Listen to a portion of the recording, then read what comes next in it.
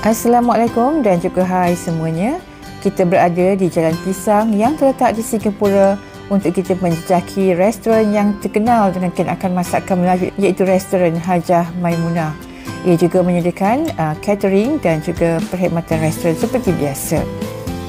Bangunannya asli dengan bangunan yang tersendiri, 2 tingkat di atas dan bawah, dan di atas kami menempah di bahagian atas kerana ramai yang akan datang berkunjung, dengan menu utama yang kami tempah pada hari ini iaitu daging masak rendang, ada ayam goreng, ada ayam masak lemak cili api, sayur campur dan juga ada bergedil.